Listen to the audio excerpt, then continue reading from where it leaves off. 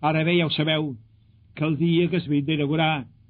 va esclatar a Catalunya el cop d'estat. Les Olimpiades es havien de fer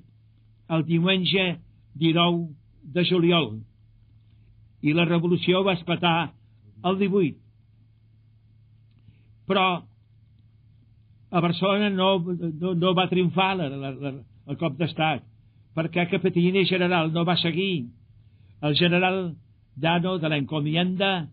es va declarar favorable a les institucions legals, per tant, a la República i la Generalitat, i el van tancar en un quarto els que eren rebels, que eren oficials, tinents generals i demarcacions més baixes, que eren després les que van ser afusellats. Però el general de l'Encomienda no, va ser tancat en un quarto, i això és molt curiós perquè jo vaig ser d'un dels que vaig entrar a la capitania per salvar la capitania d'aquest passés a part al costat de Franco, i vaig assistir al moment en què s'obria la porta on estava tancat el Llanos de l'Encomienda. I això ja és des d'allí vaig voler anar a Montjuïc, on vaig quedar perquè aquell hotel, perquè aquell edifici, hi havia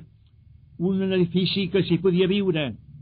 que el que hi vivia era el que es cuidava de netejar i de tenir en bon estat l'estadi que es deia Picard, que era d'origen empordanès i amic meu, i jo vaig quedar-me allí durant tota la preparació, per tant, perquè pogués estar més a prop de tota la feina.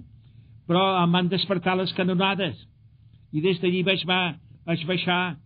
i vaig trobar ja la ciutat, que hi havia, encara no hi havia trets, però ja hi havia una situació molt difícil. I recordo que jo vaig ser, després de constatar que la Encomienda era encara allí i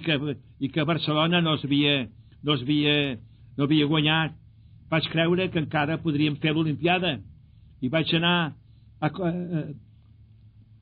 un edifici de correus, vull dir de telefònica, i per telèfon vaig telefonar a Perpinyà i a diferents ciutats del sud de França, dient que la revolució, el cop d'estat, no havia triomfat a Barcelona i que per tant continuava en vigor els Jocs Olímpics. I al sortir de fer aquesta declaració és com vaig ser detingut, i amb en Pestanya, que també era detingut, ens vam trobar detinguts a la universitat,